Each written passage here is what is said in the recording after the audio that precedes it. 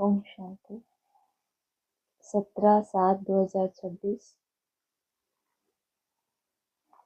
यह बच्चों की है गॉडली स्टूडेंट लाइफ। बच्चे जानते हैं कि हम उनके पास आए हैं। वही कल्प कल्प भारतवासी बच्चों को आकर राज्य भाग्य देते हैं। भारत में ही आते हैं ना। यह भारत भूमि है।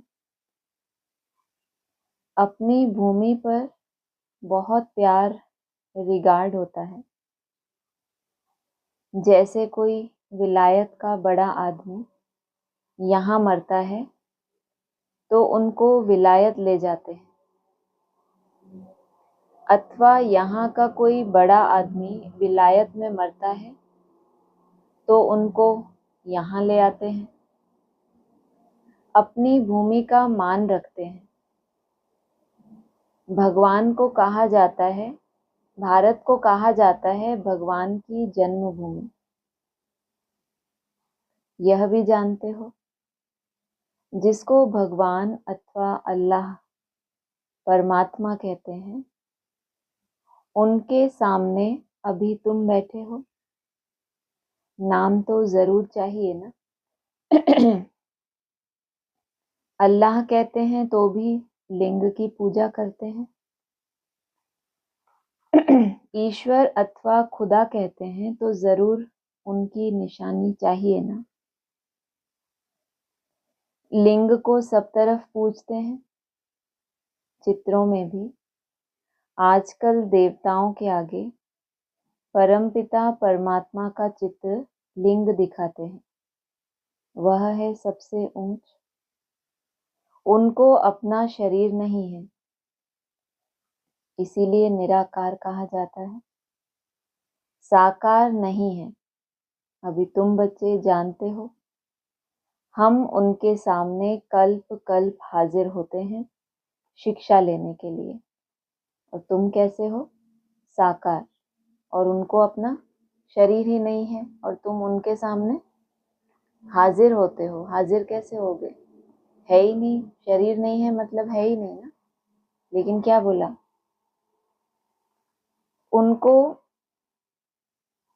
उनको अपना शरीर नहीं है, इसीलिए निराकार कहा जाता है। इसलिए कहा परम पिता की जो परम आत्मा है, जिसमें वो सदा ही निवास करते हैं।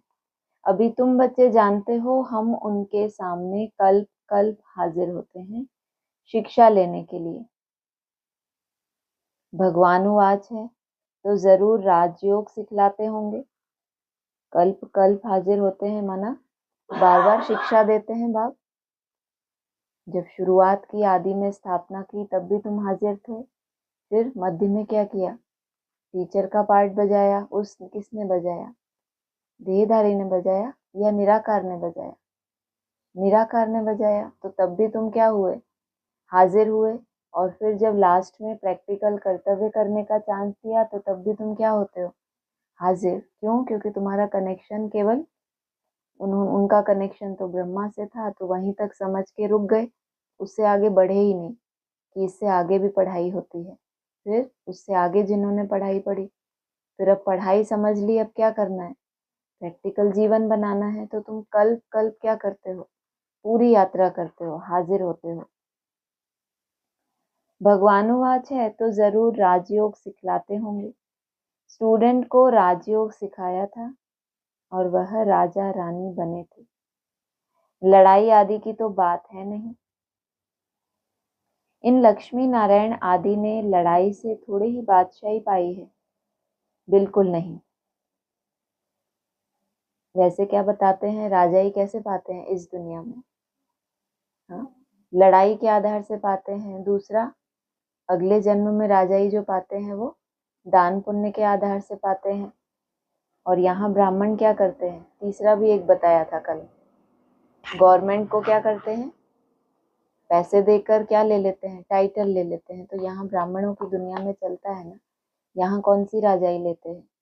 हम जोन इंचार्ज बन जाएं, हम फलाने इंचार्ज बन जाएं, तो उसके लिए हेड ऑफिस में क्या करना पड़ता है? कुछ सेवा करनी पड़ती है, कुछ ऐसा आपका सेंटर दिखाना पड़ता है कि आप इतने योग्य हो, तब जाके उनको टाइटल मिलता है कि आज से ये आपका जोन हो गया, आपका सेंटर हो गया। और या फिर लड़ाई से ले लेते हैं, कंपटीशन में चलते हैं कि हमने इतनों की सेवा की, हमने इतनों को सिखाया। तो लक्ष्मी नारायण आदि ने लड़ाई से थोड़ी ही बादशाही पाई है, बिल्कुल नहीं।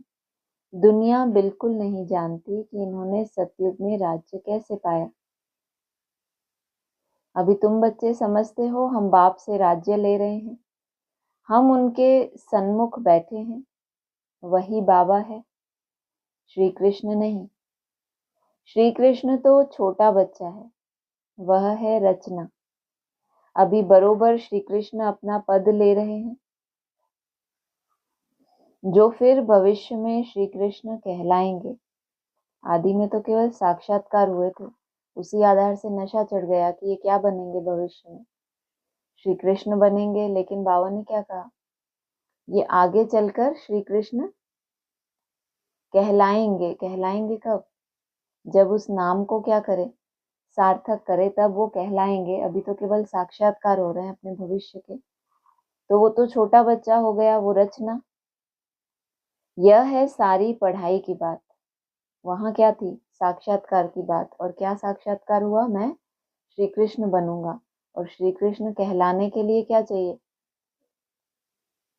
ये कौन सी बात है? पढ़ाई की बात है। तुम जानते हो बाबा हमको राजयोग सिखला रहे हैं। जैसे मनुष्य मनुष्य को बैरिस्टर, इंजीनियर आदि बनाते हैं तो मनुष्य ना। तुम समझते हो हम भी मनुष्य हैं, परंतु हम पतित हैं। अभी बाप पावन भी बनाते हैं, हमें वर्षा भी देते हैं। पावन दुनिया तो नई दुनिया ही होगी ना। नई दुनिया में है ही राजाई। अभी तुम बाप के सन्मुख बैठे हो। जैसे लौकिक बाप बच्चों को प्यार से बैठ समझाते हैं, यह है पारलौकिक विचित्र बाप, जिसके लिए तुम गाते आए हो त्वमेव माताश्च पिता। इस समय तुम जानते हो यह अपना पार्ट बजाते हैं। जो भक्ति मार्ग में हम गायन करते हैं, तुम कहते हो हम शिव बाबा के पास आए हैं, चिट्ठी भी लिखते हैं शिव बाबा केयर ऑफ ब्रह्मा। कोई को तुम पोस्ट दिखाओ तो वंडर खाएंगे। शिव बाबा केयर ऑफ ब्रह्मा, ऐसा तो कभी सुना नहीं। शिव बाबा ब्रह्मा में आकर विष्णुपुरी की स्थापना कर रहे हैं, सामने खड़े हैं। ऊपर क्या बोला? उनको अपना शरीर ही नहीं है, साकार है ही नहीं। यहाँ क्या बोल रहे हैं? शिव बाबा ब्रह्मा में आकर विष्णुपुरी की स्थापना कर रहे हैं। तो जिस ब्रह्मा में शिव बाबा है, उनकी निशानी वो सामने क्या होंगे? खड़े होंगे। ऊपर में है शिव बाबा। शिव बाबा ने ब्रह्मा द्वारा स्थापना की थी, अब फिर से कर रहे हैं। यह है प्रवृत्ति मार्ग। राज विद्या में भी बैरिस्टर पढ़ाते हैं, तो मेल फीमेल दोनों पढ़ते हैं। फीमेल भी जज, बैरिस्टर, डॉक्टर आदि बनती हैं। यह भी प्रवृत्ति मार्ग है। सन्यासियों का है निवृत्ति मार्ग, वह अलग है। यह भी बाबा ने समझाया है। शंकराचार्य अगर नहीं आता तो पवित्रता का अंश नहीं रहता है। तो सन्यासियों का क्या? निवृत्ति मार्ग। लेकिन उनका भी ड्रामा में कैसा पार्ट है? विशेष पार्ट है। अगर शंकराचार्य नहीं होता तो क्या होता? क्या बताया? पवित्रता का अंश भी नहीं रहता। यह नोंद है, भारत बिल्कुल ही जल मरता। यह नोंद है भारत को थमाने के लिए। भारत बहुत पवित्र था, फिर अपवित्र बना है। अभी भारत कितना कंगाल है। कहते हैं सोने की लंका समुद्र के नीचे चली गई। अब लंका तो सोने की हो नहीं सकती है। किसकी लंका? रावण की लंका होती है। तो रावण का राज्य है जहां पर, वो सोने की लंका हो सकती है, लेकिन पॉम्प एंड शो दुनिया में क्या दिखाई देता है? आज की दुनिया में धन को ही क्या समझ लेते हैं, यही सब कुछ है। तो जहाँ ज्यादा पॉम्प एंड शो तो उनको कैसा लगेगा? अभी की दुनिया में जिनके पास बहुत गरीबी है उनको पॉम्प एंड शो कैसा लगता है? जैसे स्वर्ग जैसा लगता है। तो लंका तो सोने की हो नहीं सकती। यह सब कहानियां बैठ लिखी हैं जिससे कुछ फायदा नहीं। जिस लंका को सोने का समझ लिया वो कहाँ चली जाएगी फिर? पॉम्प एंड शो की दुनिया। निकले भी कहाँ से हैं ये धर्मखंड? समुद्र के अंदर से ही निकले हैं, तो वापस वहीं समा जाएंगे। तुम बच्चे जानते हो बरोबर बाबा हमको बिल्कुल सहज याद के बल से कितना ऊंच बनाते हैं। बाप प्रतिज्ञा करते हैं। वैसे तो प्रतिज्ञा कौन करना, किसको करना चाहिए? हाँ, बच्चों को तो इतना निश्चय होना चाहिए कि बाबा ने जो कह दिया वो क्या है? पत्थर की लकीर है। लेकिन बाबा क्या कह रहे हैं? बाप प्रतिज्ञा करते हैं, अगर निरंतर याद करने का पुरुषार्थ करेंगे तो विकर्म विनाश हो जाएंगे। भक्ति मार्ग में भी याद करने का पुरुषार्थ किया है ना? तुमने भक्ति मार्ग में केवल क्या नहीं किया? केवल कर्म कांड या फिर क्या कहें, जाप करना, वो नहीं किया तुमने। भक्ति मार्ग में मन बुद्धि से क्या किया है? याद किया है ना? क्यों याद करते हैं? कि हमको साक्षात्कार हो जाए। ऐसे नहीं याद करते कि कृष्णपुरी में हमको बादशाही मिल जाए या हम नर से नारायण बन जाए। नहीं, तुमको भी यह आश नहीं थी कि हम मनुष्य से देवता बने। गाते भी हैं मनुष्य से देवता, ये करत न लागी वार। तुम देखते हो बरोबर कलयुग के बाद सतयुग आएगा। कलयुग में इतने मनुष्य हैं, सतयुग में एक धर्म होगा। अभी तुमको आत्मा और परमात्मा का भी ज्ञान मिला है।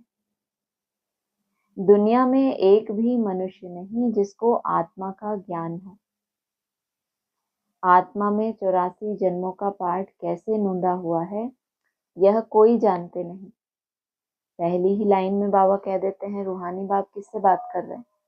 रूहानी बच्चों से बात करते हैं। फिर यहाँ क्या बोल रहे हैं? दुनिया में एक भी मनुष्य नहीं जिसको आत्मा का ज्ञान हो। सभी ब्राह्मणों को पता है कि हम कौन है, हम आत्मा है। लेकिन बाबा क्या कह रहे हैं? एक भी नहीं। क्यों? क्योंकि आत्मा की नॉलेज हो तो आत्मा में क्या क्या भरा हुआ है वो सब पता होना चाहिए ना। कोई आपके पास मिस्ट्री बॉक्स आ जाए कि हाँ इसके अंदर बहुत खजाना है, लेकिन आप कभी खोल ही ना पाए उसको। आपने बस इस खुशी में रहे कि ये खजाना किसके पास है? मेरे पास है। मैं क्या हूँ?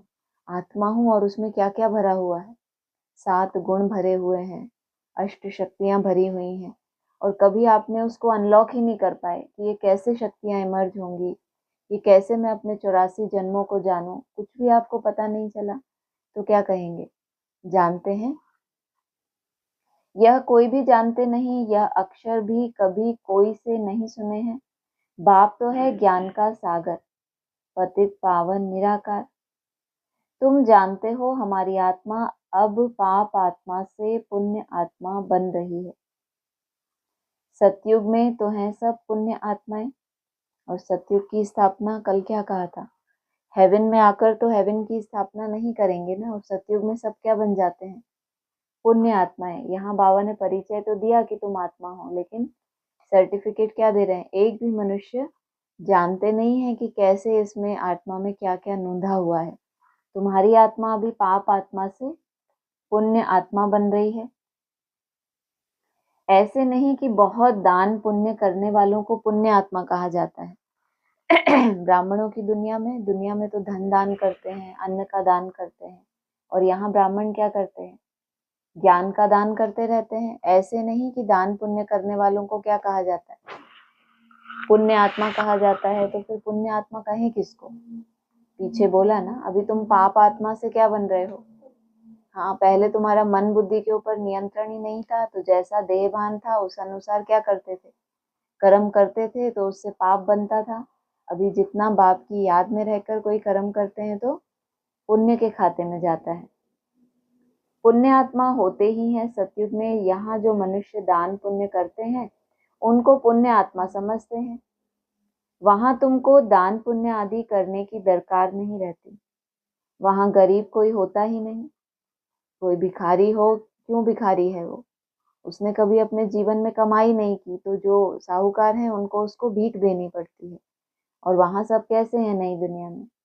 सब अपनी कमाई करने वाले हैं या हाथ खड़े करने वाले हैं कि अब अन्नदाता हमें अन्न देंगे। अन्नदाता का वाइब्रेशन भी किसको पहुंचेगा? जिन्होंने साथ साथ कदम उठाए हैं। जब जो समय जिस कर्म के लिए दिया गया, उस समय क्या हो जाए, जैसे मिलिट्री होती है ना, उनको अगर ऑर्डर मिल जाए कि अभी अभी आपको ये ड्रिल करनी है, और वो दूसरी कोई ड्रिल करते रहें कि अभी हम करेंगे, अभी 2 मिनट बाद करेंगे, कुछ सेकंड भी अगर लेट हो गए तो क्या होता है? उनको पीछे कर दिया जाता है कि आपका क्या हुआ। उनको भी तो मेडल मिलते हैं ना, किस अनुसार? जो उनका डिसिप्लिन है उस अनुसार उनको अवार्ड्स मिलते हैं, उनको टाइटल मिलते हैं। और यहाँ जो समय है वो क्या है आपका? मार्शल है, आगे आगे है।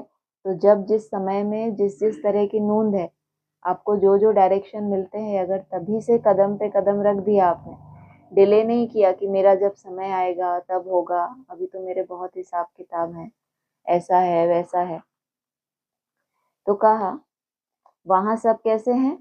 वहां गरीब कोई भी होता ही नहीं जिसको मांगना पड़े।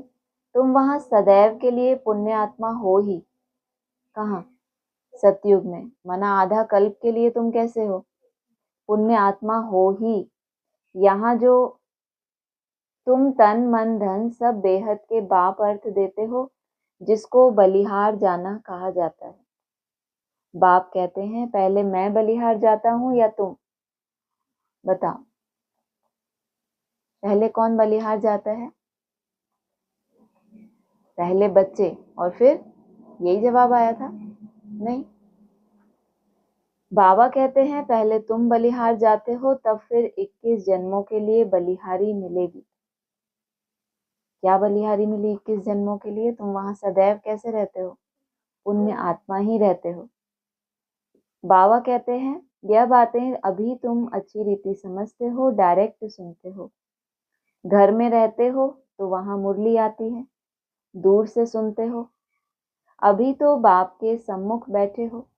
बाप कहते हैं बच्चों मैं तुम्हारा बाप भी हूं। यहाँ अंध श्रद्धा की कोई बात नहीं। बाप भी है, टीचर भी है। बाप का बनने से वह शिक्षा देते हैं। तुम्हारी बुद्धि में अब सारा ज्ञान है। 84 का चक्र भी तुमको समझाया जाता है। जो 84 जन्म लेने वाले नहीं होंगे वह समझेंगे नहीं। तुम समझते हो? बरोबर हम 84 का चक्र लगाकर अब वापस जाते हैं। वापस जाने में क्या क्या कंडीशन है, सीढ़ी का चित्र बनाया हुआ है, ये बात समझेंगे कौन? जिन्होंने अपने पुरुषार्थ से संगम पे अपने 84 जन्मों की क्या की है, नूंद की है। मोस्टली ब्राह्मणों ने तो क्या किया, 84 जन्म समझ लिए कि हम ऐसे ऐसे सतयुग में आएंगे, त्रेता द्वापर कलयुग। नीचे गिरने की उनको आनंद आता है, जैसे सुना के दूसरों को कि सतयुग में इतनी कला है, फिर हम नीचे गिरते गिरते जीरो कला, एकदम हमारी कला काया कैसी हो जाएगी। ये भी स्वीकार करते हैं कि कलयुग में क्या बन जाते हैं, नो कला। और उसके बाद भी उत्थान के लिए क्या पुरुषार्थ करना है, कैसे उल्टी सीढ़ी चढ़ेंगे, तो बिल्कुल भी समझेंगे नहीं। बाप कहते हैं तुम आत्मा अशरीरी आई थी, फिर अशरीरी होकर वापस जाना है। तो तुम गई भी कैसे होगी? तुम अशरीरी आए परम धाम से, और गए भी कैसे होगे? फिर अपने पुरुषार्थ से अशरीरी बनकर गए होगे। तुम पवित्र आत्माएं होकर जाती हो, पवित्र बनने के लिए तुम पुरुषार्थ कर रहे हो। योग बल अर्थात याद बल से तुम पवित्र बन जाएंगे। योग अक्षर शास्त्रों का है, राइट अक्षर है याद। स्त्री को पति की अथवा पुरुष को पत्नी की याद रहती है ना। योग का अर्थ ही है याद। बाप भी कहते हैं मामेकम याद करो और संग बुद्धि योग तोड़, मुझ अपने बाप के साथ बुद्धि योग जोड़ो। याद करो, जितना याद करेंगे उतना तुम्हारे विकर्म विनाश होंगे। बरोबर भारत को कल्प कल्प वर्षा मिलता है। शिव जयंती भी मशहूर है। जैसे बुद्ध, क्राइस्ट आदि की जयंती है, वैसे निराकार शिव की जयंती है। बुद्ध, क्राइस्ट आदि को कैसा दिखाया? पवित्र आत्माएं आती हैं परम धाम से तो एकदम निराकारी स्टेज में। तो ऐसे ही किसकी जयंती है? निराकार शिव की जयंती है। और वो कहता है मैं अकेला नहीं आता, साथ साथ बच्चों की भी जयंती है। एक ही बाप है जो बाप और बच्चों का जन्म साथ साथ, वह ऊंच से ऊंच हो गया। कृष्ण जयंती भी मशहूर है, परंतु वह क्या आकर करते हैं यह किसको भी पता नहीं है। किसके बारे में? कृष्ण जयंती भी होती है, परंतु वह क्या आकर करते हैं? ऊपर संन्यास लेते हैं, परमधाम जाते हैं, परमधाम से जब नीचे लौट कर आते हैं। वैसे तो परमधाम में सह शरीर जाना संभव है। जो सह शरीर जाए, जब वहां से लौटे तब पूरा वहां का क्या सुनाए? समाचार सुनाए। उसी आधार से तो क्या बनेंगे? शास्त्र बनेंगे ना। अगर चला गया फिर कभी लौटा ही नहीं, शरीर छोड़ के चला गया, वो क्या साक्षात्कार सुनाएगा वहां का? श्री कृष्ण सतयुग का प्रिंस था। जरूर उनको कोई ने ऐसा कर्म सिखाया होगा जो सतयुग का प्रिंस बना है। छोटा बच्चा तो पवित्र ही है। श्री कृष्ण जो सतयुग का प्रिंस बनता है वो बात अलग। और जो श्री कृष्ण जयंती यहाँ होती है, जिसके लिए पीछे बोला ना कि श्री कृष्ण कहलाएंगे, अभी तो श्री कृष्ण बनने का साक्षात्कार हुआ है त्याग के आधार से कि मैं सतयुग में क्या बनूंगा? प्रिंस बनूंगा। और फिर छोटा बच्चा तो पवित्र ही है। जरूर उनको कोई ने, ऐसा क्यों नहीं बोला जरूर उनको मैंने ये कर्म सिखाया होगा? जरूर उनको कोई ने ऐसा कर्म सिखाया होगा जो सतयुग का प्रिंस बना है। तो सतयुग के प्रिंस से ऊपर कौन है? संगम युग में जो पहले पहले नर से नारायण बने। छोटा बच्चा तो पवित्र ही है, वहां विकार की बात नहीं होती। छोटा बच्चा अर्थात कैसा? पवित्र। माना यहाँ कैसे कहेंगे?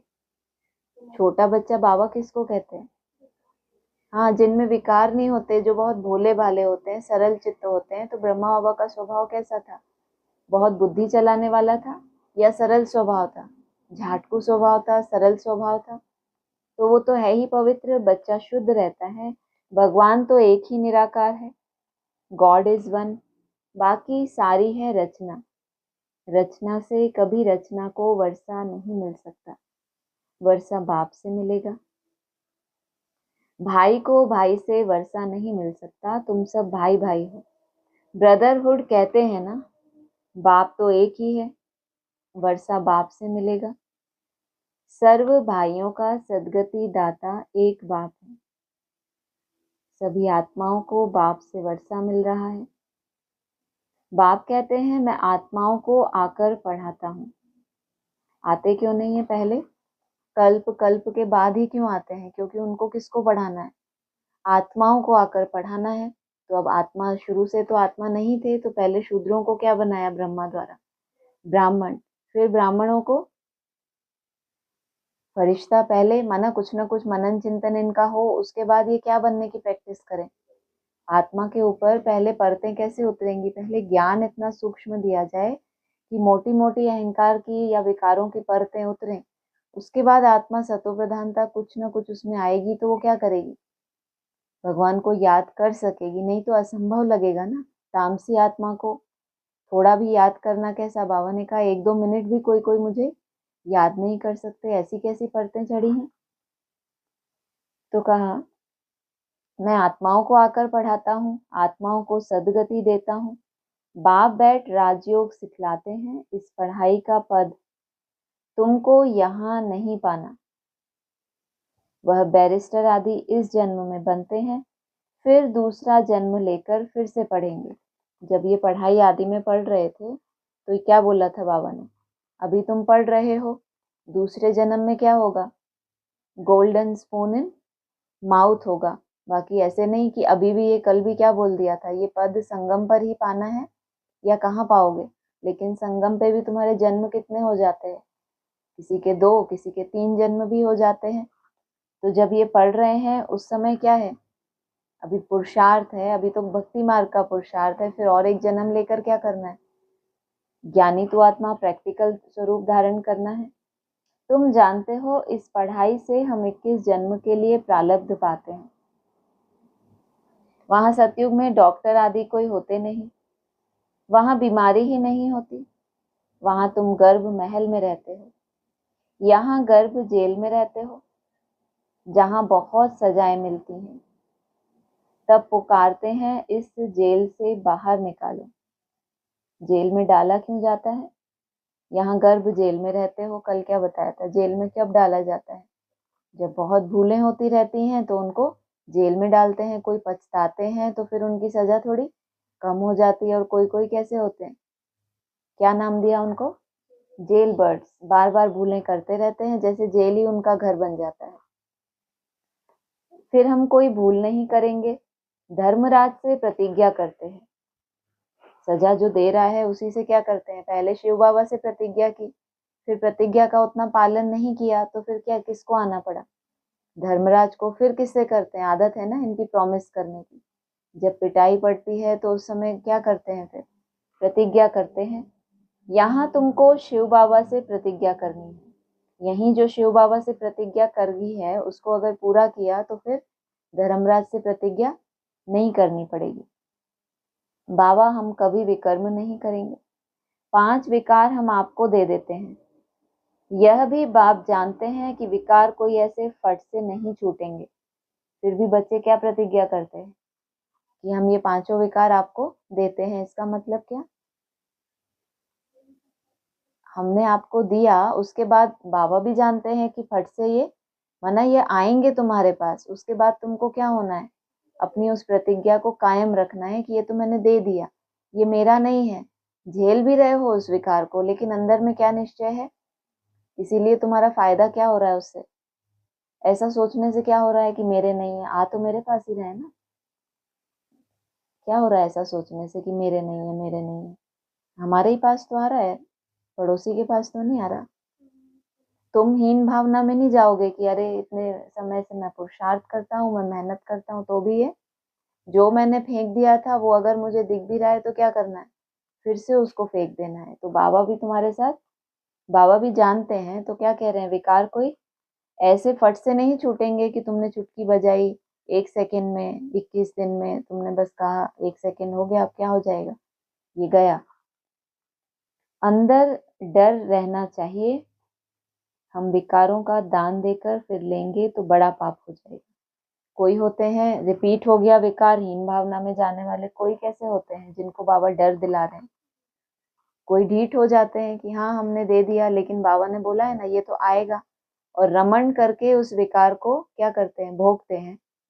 वरना इस हिसाब से कि बाबा ने ही तो कहा है कि विकार एकदम से नहीं जाएगा, तो उस विकार का क्या कर लिया, उससे प्रभावित हो गए, उस अनुसार विक्रम भी कर लिया, क्योंकि बाबा ने ही कहा कि नहीं जाएगा जल्दी से। तो उनको बाबा क्या कह रहे हैं, अंदर डर रहना चाहिए कि अगर हमने दान देकर फिर लेंगे तो बड़ा पाप हो जाएगा।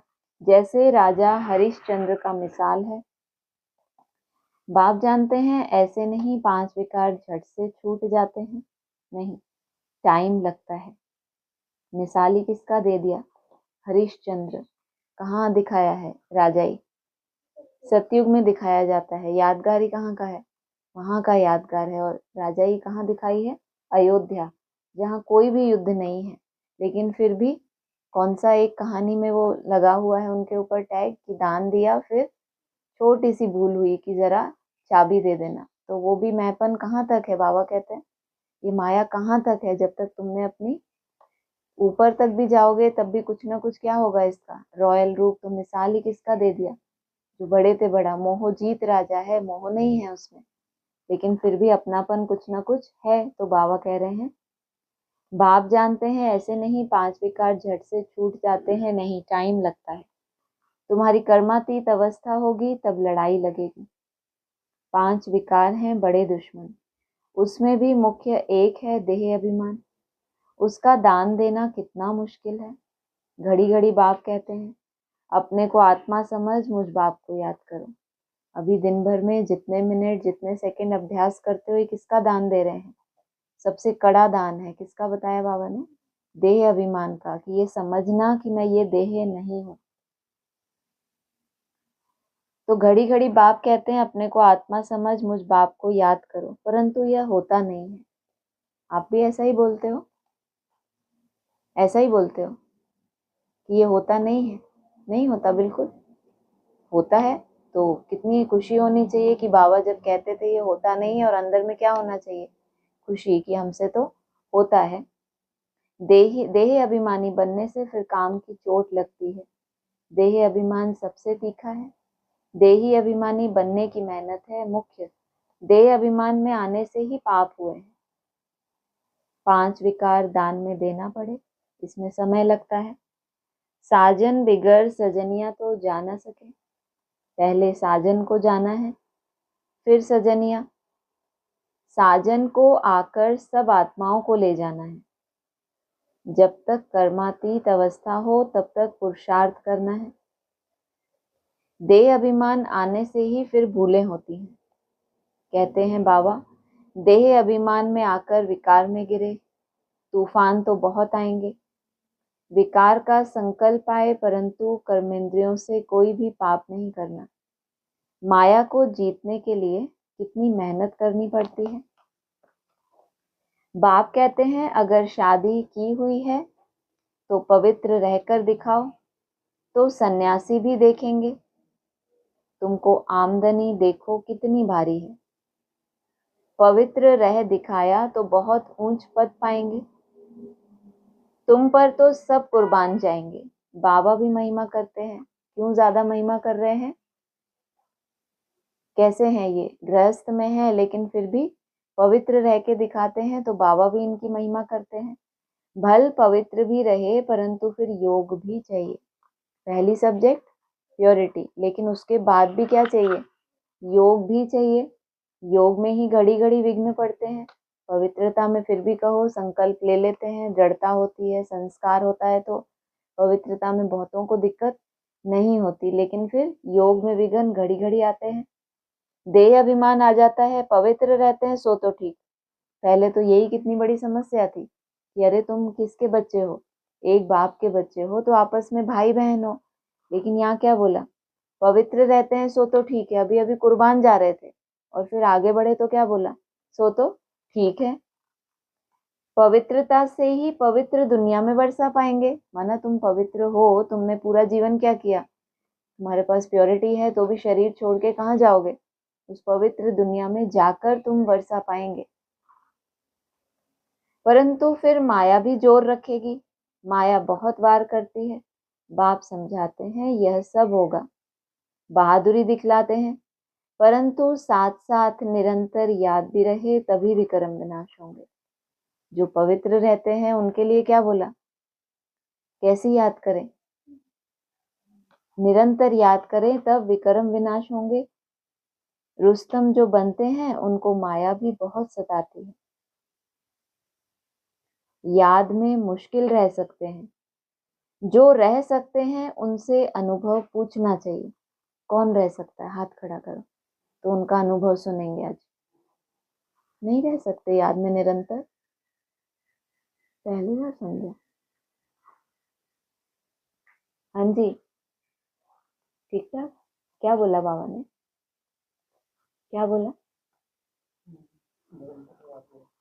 निरंतर याद में रह, बहादुरी दिखलाते हैं, परंतु साथ साथ निरंतर याद भी रहे, तभी विक्रम विनाश होंगे। और पीछे बोला कि माया घड़ी घड़ी, एक घड़ी कितनी होती है, कितनी छोटी सी एक घड़ी होती है, भूल जाते हैं। फिर एक राउंड लगाया फिर भूल जाते हैं। और याद कब कैसी करेंगे? निरंतर करेंगे तब विक्रम विनाश होंगे। तो ये तो हमारा टाइम वेस्ट इतना, क्योंकि अभी निरंतर जब होगा तब उठ के निरंतर कर लेंगे। तो अभी से ऐसे एक एक राउंड में फिर वहां गए फिर भूले, तो बाबा कह रहे हैं निरंतर से ही विक्रम विनाश होंगे। मेहनत बोला पहले, साथ साथ निरंतर याद भी रहे। माना तुमको ये याद रहे कि मैं ये जो मैं कर रही हूँ मेहनत, ये अभ्यास, यही निरंतर है। नहीं तो वो 2-4 राउंड लगाए, नहीं हुआ तो क्या हो गए?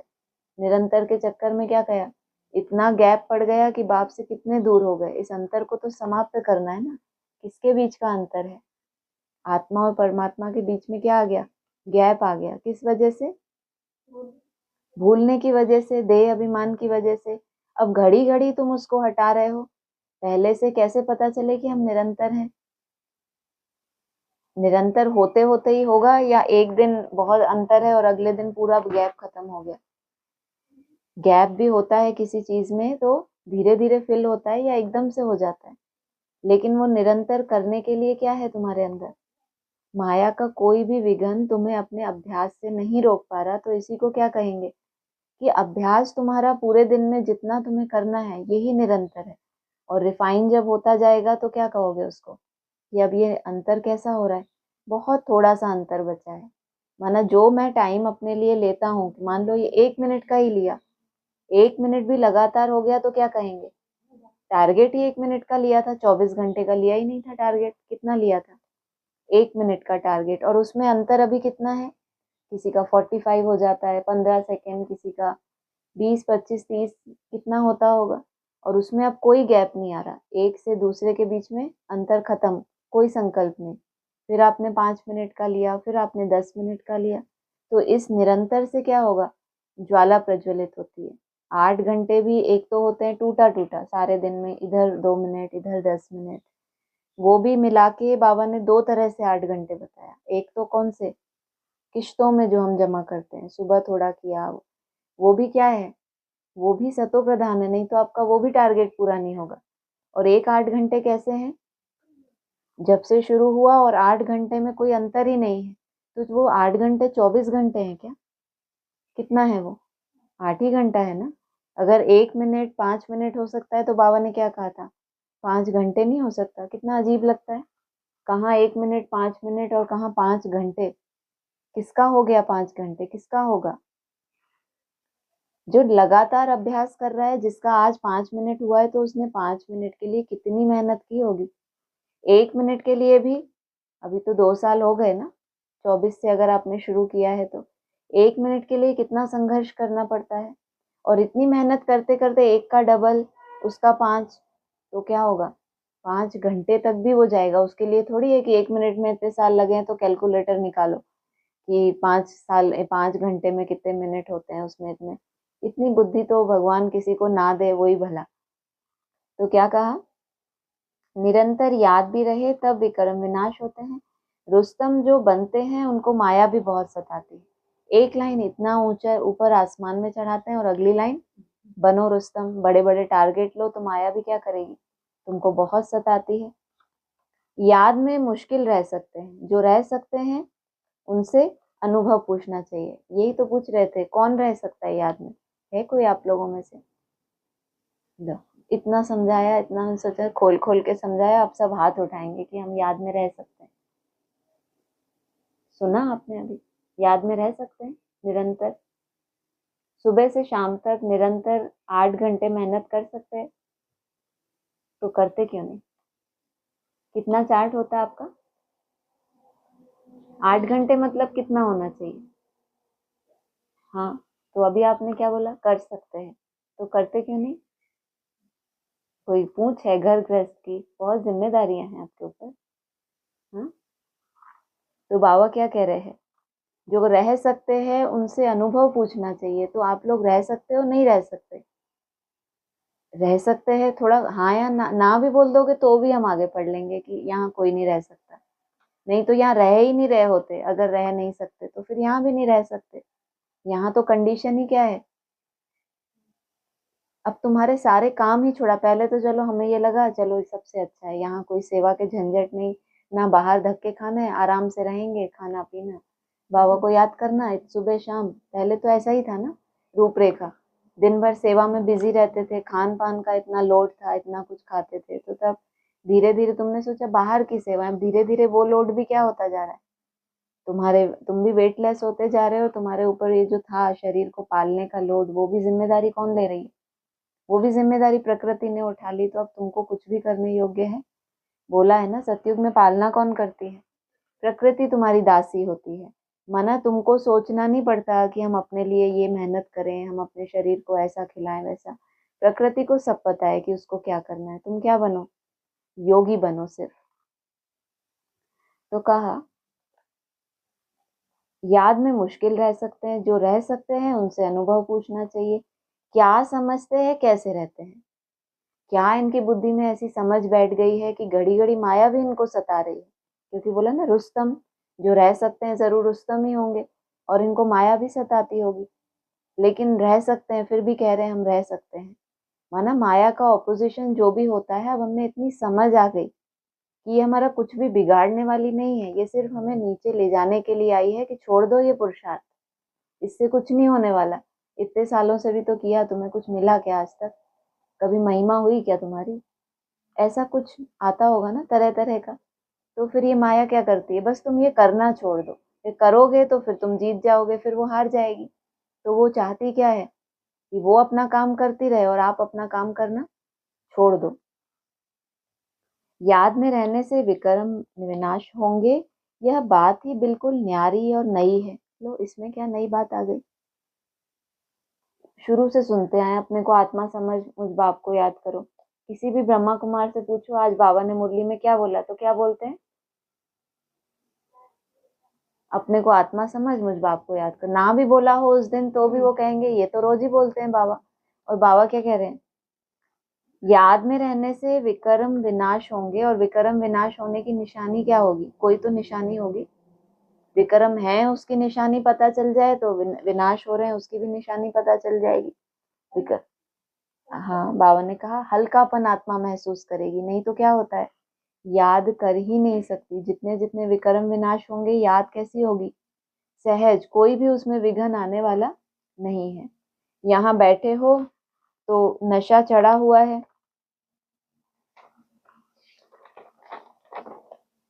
समझते हैं भगवान? यहाँ बैठे हो तो नशा चढ़ा हुआ है, तो यहाँ नहीं बैठेंगे तो नशा नहीं चढ़ेगा। उस दिन तो बोला था मुरली में, पक्का निश्चय बुद्धि हो तो क्या करे? याद होगा आपको? नहीं, पक्का निश्चय हो तो कहाँ भी चला जाए। और यहाँ भी क्या बोला? यहाँ बैठे हो तो ही क्या है, नशा चढ़ा रहता है। यह तो समझते हैं भगवान एक ही निराकार है, न कि श्री कृष्ण।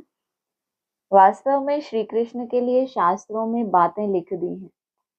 ओखली से बांधा, यह किया, वह कोई बातें हैं नहीं, यह भी उनकी ग्लानि करते हैं, इंसल्ट करते हैं। श्री कृष्ण में तो कोई भी अवगुण नहीं था। चंचलता करना यह भी एक अवगुण है ना। श्री कृष्ण तो बिल्कुल ही मर्यादा पुरुषोत्तम है। राम जी तो क्या है, मर्यादा पुरुषोत्तम है। और श्री कृष्ण को क्या बोला? बिल्कुल ही मर्यादा पुरुषोत्तम है। उनकी महिमा गाते हैं, सर्वगुण संपन्न गाया जाता है। गुरुर ब्रह्मा गुरुर विष्णु। बोलो, गुरु तो हमारा है नहीं, हम इनको ना तो गुरु ना ईश्वर मानते हैं। पतित पावन तो एक ही निराकार है ना। साकार गुरु कोई पतित पावन हो न सके। इस समय तुम परमपिता परमात्मा की सारी जीवन कहानी को जानते हो। शुरू में बोल दिया कि अपना कोई शरीर है ही नहीं, मैं क्या हूँ, साकार नहीं हूँ, और तुम उसकी क्या करते हो, पूरी जीवन कहानी को जानते हो। 5000 वर्ष में शिव बाबा का क्या पार्ट बजता है, यह तुम जानते हो बाप द्वारा ही। पहले नहीं जानते थे, पहले तो तुमने क्या जाना, बिंदी है, ऐसे प्रवेश करते हैं, भावनाओं का फल देते हैं। फिर नेक्स्ट तुमने उसकी पूरी जीवन कहानी को जाना, फिर पूरे 5000 वर्ष में क्या पार्ट बचता है, यह भी तुम जानते हो। और वो भी किसके द्वारा? स्वयं बाप द्वारा। नॉलेजफुल तो बाप है ना। सुख शांति आनंद का सागर, यह महिमा उनकी है। बाप के पास खजाना है तो जरूर बच्चों को भी देते होंगे ना। और बाप की महिमा किए कितने साल हो गए ब्राह्मणों को? 90 साल हो गए बाप की महिमा करते। वो बाप कैसा है? आनंद का सागर, प्रेम का सागर। और आपके जीवन में क्या है?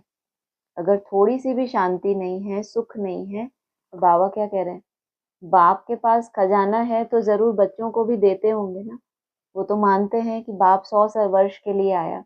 कोई बाप हो जिसके पास जीवन में बहुत कमाई की हो और मर जाए लेकिन बच्चे को कुछ भी ना दे, तो कहेंगे ये कैसा बाप, कुछ दिया ही नहीं उसको। मर गया लेकिन उसको दिया नहीं। अभी जाने का समय मानते हैं ना 36 में, 100 वर्ष के लिए आए और कुछ भी खजाना बच्चों को मिला ही नहीं, तो कैसे कहेंगे बाप है? अच्छा, मीठे मीठे सिक्की लदे बच्चों प्रति माता पिता बाप दादा का याद प्यार गुड मॉर्निंग। रूहानी बाप की रूहानी बच्चों को नमस्ते। रूहानी बच्चों की रूहानी बाप दादा को नमस्ते। धारणा के लिए सार है, कर्मातीत अवस्था को प्राप्त करने के लिए इन कर्मेंद्रियों से कोई भी भूल नहीं करनी। पवित्र रहने के साथ साथ याद में भी मजबूत होना है। सदा पुण्य आत्मा बनने के लिए तन मन धन से बाप पर बलिहार जाना है। एक बार बलिहार जाने से 21 जन्म के लिए पुण्य आत्मा बन जाएंगे। वरदान है, सहज योग को नेचर और नेचुरल बनाने वाले हर सब्जेक्ट में परफेक्ट भव। जैसे बाप के बच्चे हो, इसमें कोई परसेंटेज नहीं है। जैसे बाबा प्यार के लिए कहते हैं, बाबा से कितना प्यार है तो बच्चे क्या कहते हैं, 100%। जितना सागर में जल नहीं है, जितने आसमान में तारे नहीं है, उतना क्या है, उतना बाप से प्यार नहीं है, कम है थोड़ा।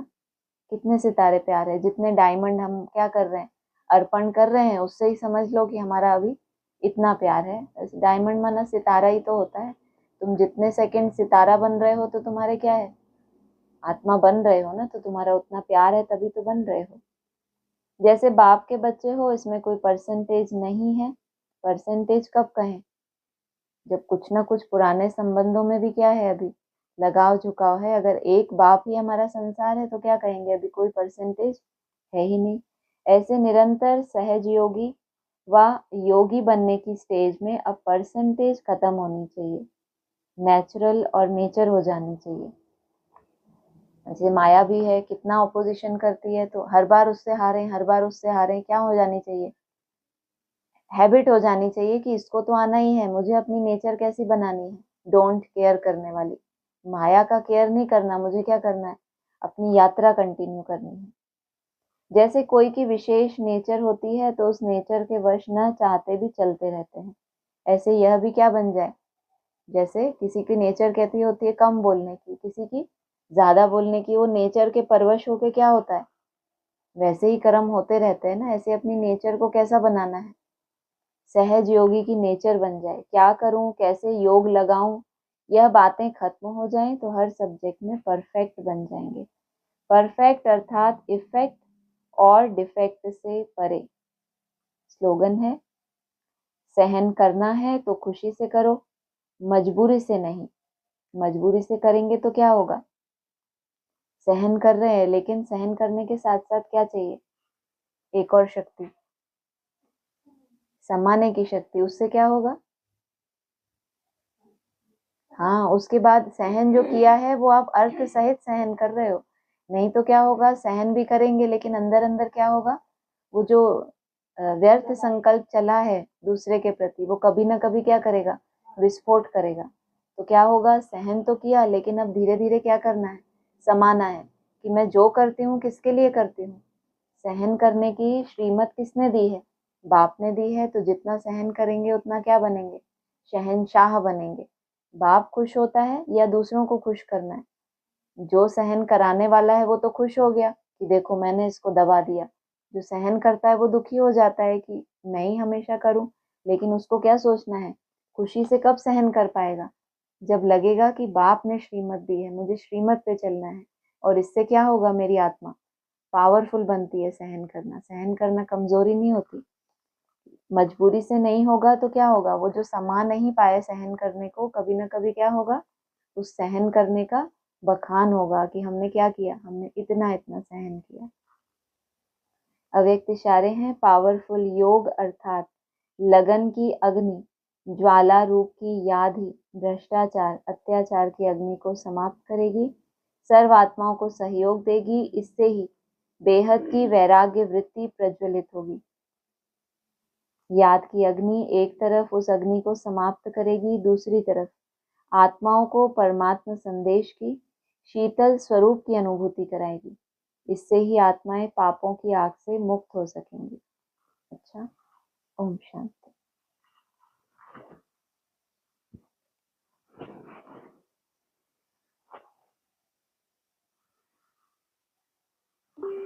हाँ जी, बोलिए ऑनलाइन। ओम शांति। ओम शांति। हाँ, आज ये कहा कि श्री कृष्ण को ओखली से बांध देते हैं, ये शास्त्रों में ये सब लिखा है। हाँ ये जी, तो उनकी इंसल्ट है, बिल्कुल पर वास्तव में श्री कृष्ण तो बिल्कुल ही मर्यादा पुरुषोत्तम है, बिल्कुल ही।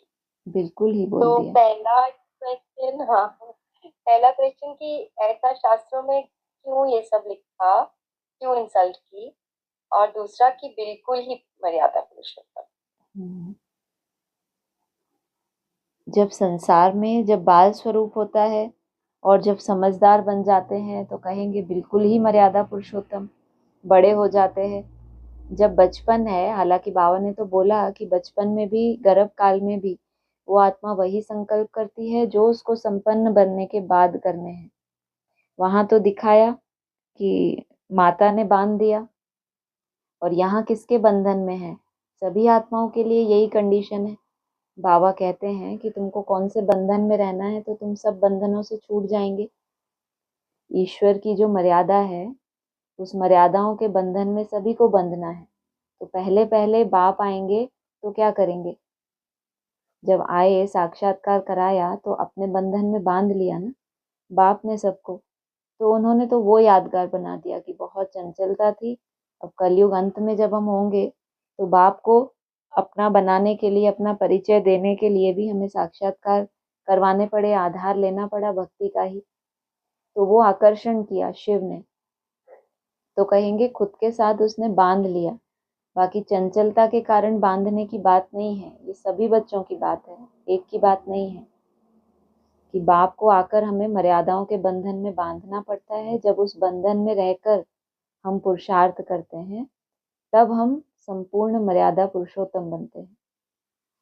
हाँ जी।